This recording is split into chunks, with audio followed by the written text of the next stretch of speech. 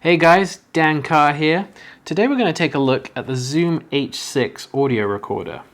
Now, a few years ago when people started shooting video with DSLRs, they quickly realized that those cameras were not designed for recording audio. And if you're going to make a great video, you've got to have great audio. So people started looking elsewhere for a separate audio recording solution. Many people ended up with a Zoom H4n. But you see, the thing is, the Zoom H4n was never designed for that purpose. It was actually a live music recording device, and it was designed to have guitars and amplifiers plugged in and to use the stereo mics on board for recording live music. So, whilst many people were using it, and it did a pretty decent job, the guys from Zoom have spent the last few years putting together a new product which is a lot more universally useful and a lot more flexible, and that is the H6, which we're going to take a look at today. So, physically, the first difference that you're going to notice, actually there's quite a few, but the first one you're going to notice is that when you get it out of the box, the XY mics from the H4n are not actually on top. We now have this interface here, which allows us to have a removable microphone module. So this is an XY mic that's very similar to one that was on the H4n. Actually, these are a little larger in diameter. You just clip this onto the top. Now, with the XY mics, we still have 90 degrees and 120 degrees, so you can vary the stereo imaging. And we also have, on the side here, an 1/8 inch stereo line input, so you can bring something like an iPod into the recording as well. And then the great thing about this is you can remove this, and you can put on the other mic that they provide with it, which is a mid-side mic. Just clip this on. And they also sell a shotgun mic and an additional 2 XLR inputs as well. So if I was to have that accessory, which runs at about $65, I think, I could plug that on top and I would have a total of 6 XLRs because it comes with 2 on each side and then an additional 2 on top. So the H4n used to be just 4 tracks and this is 6 tracks, so we have a little bit of expansion there. And just to get back to these mics a bit, we've got, as I said, this is the XY mic is great for recording live music, but it's not the best general purpose mic. That's what this mid-side mic will do for you. So a mid-side mic, it looks like one mic, but it actually has 2 mics in it. We have a directional mic that's facing straight forwards, something like think of it like a mini shotgun mic that's facing directly forwards inside this capsule. Then we have a bidirectional mic, which is perpendicular to the directional one, so it's running left to right, and basically your main source is going to be somewhere out in front of you, and that's going to be picked up by this directional mic. But to add a little bit of ambiance to the recording and to get a little bit more of that atmosphere, you have the you have the bidirectional mic, which is picking up from the left and the right. So then, because these are recorded as 2 tracks, then you can kind of tune the recording to how you want it, so you can pick up as little or as much of the ambience as you want to. So this mid-side mic is a great just sort of general purpose option. Then if you're recording in a much louder environment, then perhaps you would take this off and you would put on the shotgun attachment, which runs at about $100, I think. And it's a fairly standard shotgun it's about 6 inches long.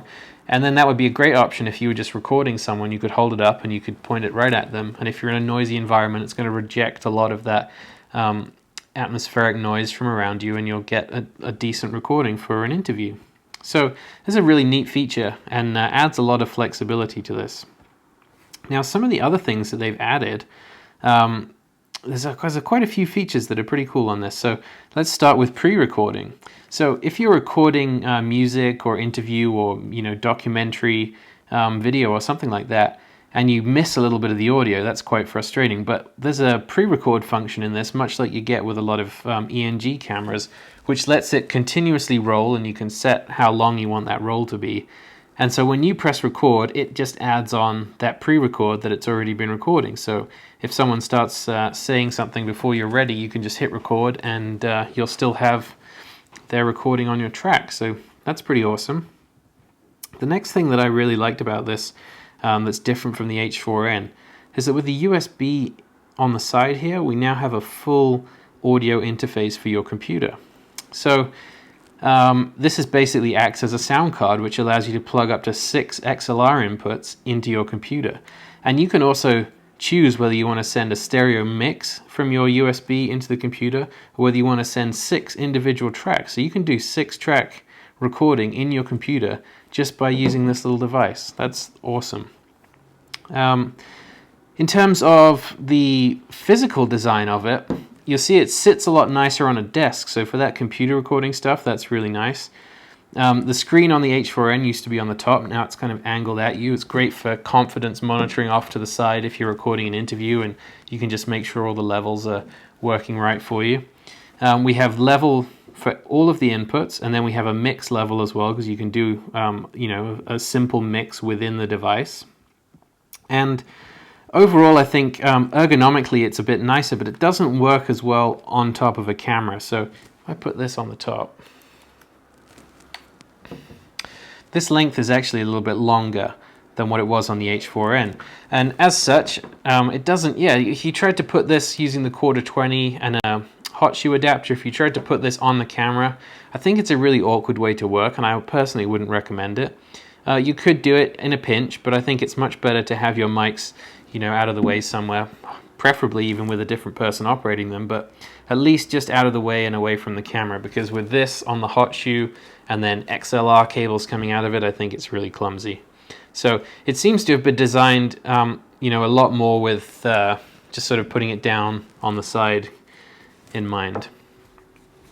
The other awesome thing that we have now is these level knobs for each of the channels. So they also come on the capsules. The interchangeable capsules have level adjustment knobs on them. This means quick access to changing all the levels, and you can see instantly everything changing on the screen here. The one thing is that they're quite loose. If you were intending to put this in a small audio bag, a sort of a run and gun audio bag, I think that these are going to get changed without you wanting them to, and that's potentially a bit of a pain in the ass. I kind of wish that there was a plastic sort of flip-up cover here, or I wish that there was a lock, or whether these were a bit stiffer or something like that. But in a bag, these are certainly going to get moved around, so I don't think this is a great solution for someone that wants to run like a small audio bag and replace like a sound devices mixer and a recorder or with something like this. I think that's going to cause some trouble. So that's definitely something to be aware of. But ergonomically, it does work a lot better than the H4n did. We have a menu switch on the side which accesses the main menu, and then we just have this simple rocker switch which you push to select. So that's your enter when you push it. And then on the front, we just have these simple. Got to get out of the menus to show this bit. We just have these simple buttons to engage and disengage the various channels. And then we have all of your playback controls and the record. They're nice and big. You can't miss them. And that's really nice. You basically have access to the things that you need quickly. And then in the menu's vastly improved over what it was on the H4n. It's still a little bit slow, but at least it's color now. The contrast is better. You can view it outdoors a little bit better, I find. And that's relatively self-explanatory. You don't really need to carry the manual around with you or anything like that. So the Zoom H6 has been mighty impressive so far. I've really enjoyed the ability to use it as an audio interface, a sound card. What it means is that you can take one little device like this, and it really doesn't take up that much room, even if you're taking multiple microphones with you. I can put this in my bag, and I can shoot video stuff with it.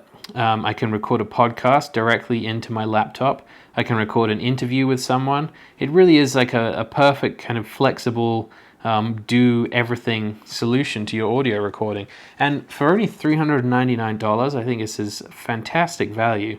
And I think I would definitely want to add the shotgun mic to it as well, and I would probably add the XLR inputs as well. Because even then you're still sort of coming in around the $500 mark, and you're getting just a 6-track recording that can also be used as a 6-track input to your computer. I think for $500, $400, whichever setup you choose, that is fantastic. It comes with a little case as well. It's not going to be for everyone to use. It also comes with a little windshield, but a little hard case here to keep things safe. And SD card recording as it was before. Whilst I'm kind of showing you the bottom of this, aiming it that way, we can also see we've got a remote jack here. There's a little cable remote, which is another accessory, although I don't really see the point in that one myself. But we have a line output here, so that's an 1/8 inch unbalanced line output on the bottom. And headphone monitoring on the side, which has its own volume control, so you can monitor with confidence with the headphone. You can record from out of this line out. You could send this into your camera and then do a little bit of the mix down from all these channels within the device and send out a stereo mix from this bottom line output there. So it really is, this is a super flexible device. It feels nice. It's got that sort of rubberized finish that the H4n had. It feels sturdy, and yeah, I think this is an awesome little device. So Zoom H6. I've done a full review. There's some audio samples with the accompanying post, so check out the description below the video here on YouTube. Please subscribe to my channel. We'll have plenty more of this stuff in the future.